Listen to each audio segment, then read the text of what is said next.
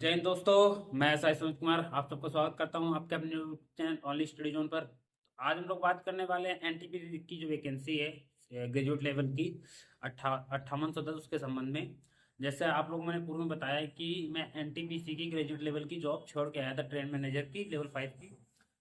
तो इस लिहाज से मुझे क्या है कि एनटीपीसी सिलेक्शन प्रोसेस के बारे में और एनटीपीसी का जो आपका क्या कहते हैं मेडिकल जो होता है उसके बारे में, जो भी प्रोसेस होते हैं एनटीपीसी की उसके बारे में मुझे जानकारी है इस लिहाज से, क्योंकि मैंने ऑलरेडी उसकी जॉब की हुई है। तो आज हम लोग बात करने वाले हैं एनटीपीसी की जो वैकेंसी है उसके फॉर्म फिल हो चुके हैं।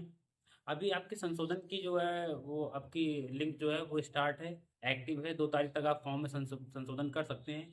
तो ये वीडियो मेरा उसी संबंध में है कि संशोधन की नीड किन किन लोगों को हो या किनका किनका जो कहते हैं कि वो क्या कहते हैं जो आपका एप्लीकेशन है वो निरस्त हो सकता है उसके संबंध में है। देखिए हम लोग बात करेंगे। सबसे पहले क्या होता है कि जब कोई भी वैकेंसी आती है तो कोई भी अगर कैंडिडेट तैयारी कर रहा है तो उससे मेरा एक पर्सनल सजेशन है कि आप नोटिफिकेशन पहले फॉर्म फिल करने से पहले आप नोटिफिकेशन पढ़ लिया कीजिए। नोटिफिकेशन से 2-3 चीज़ें हो जाती हैं, क्योंकि देखिए लास्ट में क्या होता है, भर्ती बोर्ड जो भी होता है किसी भी एग्जाम के लिए लीजिए, भर्ती बोर्ड ने जो नोटिफिकेशन जारी किया होता है उसी आधार पर वो कार्य करता है। और उसका स्पष्ट कहना होता है कि भर्ती बोर्ड से इतर मतलब अलग मैं कुछ, सॉरी, भर्ती जो नोटिफिकेशन उससे अलग मैं कुछ भी नहीं करूंगा। यानी उसका ये है कि अगर आपको कोर्ट में भी जाना है तो पहले भर्ती बोर्ड का जो नोटिफिकेशन उसके बारे में पूरी जानकारी होनी चाहिए। उनके पैमानों पे आप खरे उतरेंगे तभी आप कोर्ट में भी आपकी बात मान्य होगी, अदरवाइज आपकी बात कोर्ट में भी मान्य नहीं होगी। तो सबसे पहले क्या है कि आप नोटिफिकेशन पढ़ लिया करें। नोटिफिकेशन से 2-3 चीज़ें क्लियर हो जाती हैं। एक तो उसका जो फॉर्म में क्या क्या वो चीज़ें मांग रहा है वो।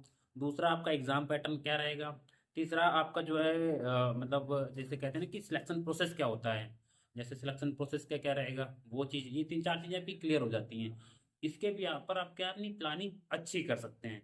तो हम लोग नोटिफिकेशन मैंने खोला हुआ है जो आपका रेलवे का, उसी भी यहाँ पे हम लोग बात करने वाले हैं। देखिए पहले क्या देखिए महत्वपूर्ण तिथियां दी हैं। तिथि के लिए मैंने बता दिया कि फॉर्म आपके फिल हो चुके हैं। अब आपका क्या है कि संशोधन होना है। तो 2 तारीख 2/12 यानी 2 दिसंबर तक आपका लास्ट डेट है संशोधन का।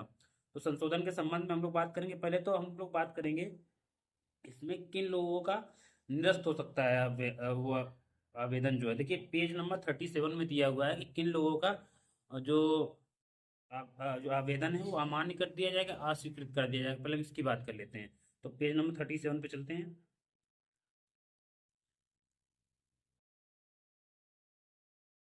देखिए अमान्य आवेदन या अस्वीकृत आवेदन की बात की गई है। उन्होंने ये बताया कि विभिन्न रेलवे भर्ती बोर्ड या एक ही रेलवे भर्ती बोर्ड में एक से अधिक बार आवेदन, जैसे किसी व्यक्ति ने अलग अलग भर्ती बोर्ड में अपना आवेदन कर रखा है, ठीक है, मतलब एक ही इसी वैकेंसी को लेकर पर्टिकुलर आपने अलग अलग भर्ती बोर्ड में आवेदन कर रखा है, या एक ही भर्ती बोर्ड से अलग अलग फॉर्म भर रखे हैं। क्योंकि जैसे इसमें क्या होता है, लेवल 2 से लेकर, सॉरी, लेवल 3 से लेकर लेवल 6 तक की, लेवल 2 से लेकर लेवल 6 तक की जॉब रहती है, 2 3 4 5 6 लेवल तक की जॉब रहती है, ठीक है।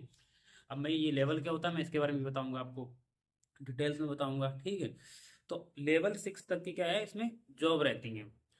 इसमें क्या होता है कि फॉर्म कैंडिडेट सोचता है कि लेवल 2 से यहाँ से भर दे, लेवल 3 से यहाँ से भर दे, या एक ही भर्ती बोर्ड में 2-3 बार फॉर्म अगर भरता है व्यक्ति तो उसका भर्तन जो आवेदन आएंगे वो क्या हो जाएगा, निरस्त हो जाएगा। और भविष्य की जो भी वैकेंसी आएंगी रेलवे की, आरआरबी की, उसमें वो कैंडिडेट सम्मिलित नहीं हो सकता है। पहली बात तो ये। दूसरा क्या है कि उम्मीदवार की लाइव फोटो के संबंध में 14(4) में निर्देश दिए गए हैं पैराग्राफ में। उसमें ये बताया गया लाइव फोटो का मतलब ये है कि आपकी पहले की पूर्व की खिंची हुई फोटो ना हो। जैसे हम लोग जब आधार कार्ड में जाते हैं कुछ भी संशोधन करवाने या ऐसा कुछ कार्य करने जाते हैं, या अब बैंक अकाउंट भी खुलवाने जाओ तो वहां पर भी क्या होता है, लाइव फोटो लेते हैं। लाइव क्या, जैसे वो कहेंगे आइज ब्लिंक करो, मतलब आंखें बंद करो।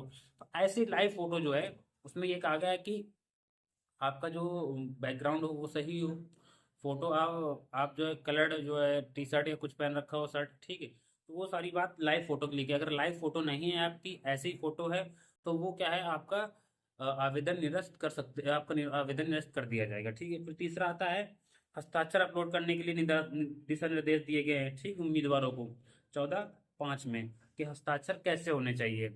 उसके संबंध में आपके हस्ताक्षर उसी पैरा जो 14(5) दिया उसी के अनुसार होने चाहिए। हम लोग बात कर लेते हैं हस्ताक्षर की कैसे होने चाहिए। देखिए हस्ताक्षर के बारे में बताया, ऑनलाइन आवेदन करते समय हस्ताक्षर अनिवार्य स्कैन किए गए दस्तावेज तैयार रखें। ये देखिए, हस्ताक्षर केवल उम्मीदवार द्वारा ही लिखे जाने चाहिए। किसके द्वारा? उम्मीदवार द्वारा ही लिखे जाने चाहिए। सब सफेद कागज पर काली स्याही के कलम का प्रयोग करना चाहिए, मतलब सफेद पेज पर काले पेन का प्रयोग होना चाहिए। ठीक है। हस्ताक्षर का लिखावट अर्थात हस्ताक्षर बड़े लेटर में नहीं होना चाहिए। ठीक है, स्मॉल लेटर में होना चाहिए। जैसे नहीं होता हम लोग जिसे कहते हैं कि हस्ताक्षर सीधी लिखावट में होना चाहिए, स्पष्ट होना चाहिए, पढ़ने में स्पष्ट समझ में आए। ठीक है, कैपिटल लेटर में नहीं होगा। तो ये हस्ताक्षर को लेकर आपकी बातें कही गई हैं। इसके बाद हम लोग बात करते हैं, इसमें क्या बात कहेगी, देखिए, यदि अभ्यर्थी का नाम किसी भी रेलवे भर्ती बोर्ड में, आरआरबी में अगर पहले से निश्चित है, यानी मना कर रखा गया उसको भर्ती भरने के लिए, बोर्ड में फॉर्म फिल करने के लिए, वो उसका किसी भी कारण से हो सकता है, वो जैसे नकल करते हुए पकड़ा गया हो, या कुछ अवैध सामग्री ले जाते हुए पकड़ा गया हो, या उसने गलत तरीके से पूर्व में फॉर्म भर्ती मतलब भर्ती प्रक्रिया को प्रभावित किया हो, कैसे भी अगर उसको जो है निश्चित किया जा चुका है, तो अगर वो फॉर्म फिल करता है तो क्या होगा, उसका निरस्त कर दिया जाएगा। इसके बाद ये सारी चीजें जो है, इसके अलावा अगर कोई भी कैंडिडेट एग्जाम के समय CVT 1 या CVT 2 में कुछ भी गलत अनुचित कार्य करता है, अपने या किसी को और एग्जाम के लिए भेजता है, या कुछ भी ऐसा कार्य करता है जो अवैध साधन का प्रयोग करता है, तो उसका क्या है, आवेदन निरस्त कर दिया जाएगा। तो ये आवेदन निरस्त करने के संबंध में आपकी जानकारी दी हुई है। ठीक है। इसके अलावा अब हम लोग थोड़ा दिशा निर्देश, सामान्य जानकारी इसके बारे में समझ लेते हैं। जैसे इसमें क्या है कि फॉर्म फिल करते समय हम लोग मेडिकल का ध्यान नहीं रखते हैं। इसमें भर्ती बोर्ड ने बाकायदा कहा हुआ है कि जो व्यक्ति, अगर तुम फॉर्म फिल कर रहे हो, जो भी जोन चूज कर रहे हो, ठीक है, हाँ हम लोग बात कर लेते हैं कि जो भी जोन चूज कर रहे हो, या जो भी आपने क्या कहते हैं पोस्ट चूज की है, उसके अकॉर्डिंग आपका क्या है, पोस्ट के अकॉर्डिंग आपका फिटनेस जरूरी है, मेडिकल फिटनेस जरूरी है। अगर आप उस फिटनेस पे खड़े नहीं उतर रहे हैं, तो वैकल्पिक जो कहते हैं साधन कि आपको दूसरी जॉब दे दी जाएगी, तो वो संभव नहीं है। अब हम लोग इसमें एक चीज और बात करने वाले थे कि देखिए, इसी में जस्ट 37 पेज के ऊपर जस्ट दिया हुआ है आपका आवेदन में संशोधन, आप क्या क्या संशोधन कर सकते हैं, उसकी भी मैं बात कर लेता हूँ। ठीक है। अभ्यर्थन किनका किनका निरस्त होगा, उसकी मैंने बात कर ली है। अब आवेदन में संशोधन के लिए क्या क्या, देखिए किस किस चीज में संशोधन कर सकते हैं। पहली बात तो जो भी कैंडिडेट हो, किसी भी कैटेगरी कैंडिडेट हो, अगर वो आवेदन में संशोधन चाहता है, तो उससे 250 रुपये फीस सबमिट करनी पड़ेगी एक बार के संशोधन के लिए। ठीक है। अब उसके बाद क्या है कि यदि कोई कैंडिडेट, जैसे SC ST कैंडिडेट में पहले उसने फॉर्म फिल किया है, अब वो जनरल या OBC में जा रहा है, यानी उसके पास अपने कैटेगरी सर्टिफिकेट नहीं है। ठीक है। या मान लो उसने गलती से SC चूज कर लिया, ST चूज कर लिया, तो उसको वो फीस जो एक्स्ट्रा अलग से देनी पड़ेगी, जो भी उसने जो जिस भी कास्ट में जाना उसके अकॉर्डिंग जो भी फीस मांग रहे होंगे वो। ठीक है। इसके बाद क्या है कि जो 250 रुपये ये वाले जमा होंगे, ये आपको रिटर्न नहीं मिलेंगे। ठीक है। अब मैं बात करता हूँ इसके बाद, देखिए इसमें क्या है, मोबाइल नंबर, ईमेल आईडी और चुने गए रेलवे भर्ती बोर्ड को बदल नहीं सकते हैं आप। ठीक, इसके अलावा अन्य विवरण जो भी है, आप पोस्ट चेंज कर सकते हैं। आप जो है पोस्ट के अलावा क्या है, और भी जो चीज़ें हैं आपके फॉर्म में जो भी त्रुटियां रही होंगी उन्हें चेंज कर सकते हैं। लेकिन आप फोटो भी चेंज कर सकते हैं, साइन भी चेंज कर सकते हैं। मैंने बताया कि फोटो साइन आप लोग एक बार जरा देख लीजिए कि आपके पैमाने के आधार पे है कि नहीं है। तो आप मोबाइल नंबर, ईमेल आईडी और अपना जो है बोर्ड जो है, जिस भी बोर्ड से आपने फॉर्म फिल किया है, इलाहाबाद बोर्ड से फिल किया है, या मान लीजिए आपने मुंबई से किया है, या मान लीजिए आपने क्या कहते हैं गोरखपुर, जिस भी बोर्ड से फॉर्म फिल किया है, उस बोर्ड को छोड़ के बाकी चीज़ें आप चेंज कर सकते हैं। ठीक है। मैंने बताया कि 250 रुपया फीस लगेगी आपकी। इसके बाद क्या है,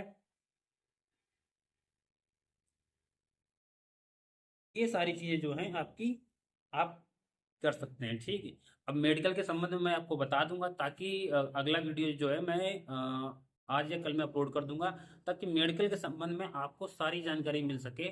इससे ये रहेगा कि अगर आपको लगता है कि मेडिकल में कोई इशू आ रहा है मेरे साथ में, कि मैं इस पोस्ट के लिए मैंने फॉर्म तो फिल कर दिया, लेकिन मेडिकल में मैं उस पैरामीटर में खरा नहीं उतर रहा हूँ, तो उसके संबंध में भी मैं आपको बता दूंगा, ताकि आप उसे संशोधन कर सकें कि मेडिकल के क्या क्या पैरामीटर रहते हैं। देखिए, रेलवे में मेडिकल के मेन पैरामीटर जो होता है, वो आई साइड आपकी बहुत अच्छी होनी चाहिए। रेलवे में जो मेन रहता है, आई साइड पे ज़्यादा फोकस किया जाता है। बाकी जो चीज़ें होती हैं वो भी बता दूंगा। जैसे मेरा खुद का पर्टिकुलर झांसी में मेडिकल हुआ था, तो मेडिकल में बाकी तो चीज़ें चेक करते ही करते हैं, बट आई साइड क्या है कि आपकी बाकायदा मशीन के माध्यम से भी चेक होती हैं, और जो एक डॉक्टर रहेंगे वो भी आपकी चेक करेंगे आके। तो आई साइड पे ज़्यादा फोकस रखते हैं रेलवे में, और जिसमें खासकर जो कलर ब्लाइंडनेस होता है, इन चीज़ों पे ज़्यादा फोकस किया जाता है। तो मैं इसके संबंध में आपको अच्छे से बता दूंगा अगले वीडियो में। आपको संशोधन पर मैंने बता दिया किन किन का आवेदन निरस्त हो सकता है, वो मैंने बता दिया। दूसरा, आप क्या संशोधन क्या क्या कर सकते हैं और क्या नहीं कर सकते हैं। आप 250 रुपये देकर सिर्फ भर्ती बोर्ड को मोबाइल नंबर और ईमेल आईडी को छोड़ के बाकी सब कुछ चेंज कर सकते हैं। तो जो भी कैंडिडेट हो एक बार अपना आवेदन देख लें, पढ़ लें, आपके पैरामीटर पर खरा उतर रहा है कि नहीं उतर रहा है। कहीं ऐसा ना हो कि आपका आवेदन निरस्त हो जाए या आपकी भर्ती प्रक्रिया में आगे दिक्कत आए। या मान लीजिए कि जैसे आपको आगे डीवीपीएसटी होगा, आपका मतलब सॉरी डीवी होगा, डॉक्यूमेंट वेरिफिकेशन होगा, ठीक है। और उसमें कहीं आप ऐसा ना हो कि उसमें आप कहीं खड़े ना उतरे उस पैरामीटर में, आप वहाँ तक एग्जाम तो क्रैक करके जाएं, वहाँ से बाहर हो जाएं। तो ये सारी चीज़ें आप थोड़ा एक बार फोकस कर लीजिए। इसके अलावा भारतीय रेलवे ने एक अच्छा काम किया हुआ है कि जिनके भी आवेदन निरस्त होंगे उनको बाय ईमेल या बाय नंबर आपको जानकारी मिल जाएगी, प्रोवाइड कर दी जाएगी। और उनकी बाकायदा लिस्ट जो है आपकी भर्ती बोर्ड जो है उस पर, आपकी जो भी बोर्ड रहेगा आपका उसके बोर्ड के उस पर मिल जाएगा, जो उसकी ऑफिशियल वेबसाइट है उस पर मिल जाएगा। इससे ये रहता है फायदा कि आपको क्या है कि पहले ही जानकारी मिल जाती है कि आपका आवेदन निरस्त हो गया है। तो ये सारी चीज़ें आप थोड़ा एक बार देख लीजिएगा अच्छे से। और बाकी इसके मेडिकल के संबंध में मैं अगले वीडियो में आपको बता दूंगा। सिलेबस और एग्जाम पैटर्न, कैसे एग्जाम क्रैक करें, इसके संबंध में बता दूंगा। जैसे मैंने सीबीटी 1 में मेरे 86 मार्क्स थे, सीबीटी 1 में ज़्यादा मार्क्स लाने से भी क्या फ़ायदा होता है वो मैं बता दूंगा। सीबीटी 2 में मेरे 97 मार्क्स थे आउट ऑफ 120 में। तो मैं पूरी चीज़ें आपको बाकायदा प्लान से बता दूंगा। आप उसे एग्जीक्यूट करेंगे तो आपको डेफिनेटली फ़ायदा मिलेगा। तो मैं आशा करता हूँ आपको वीडियो अच्छा लगा होगा। Thank you.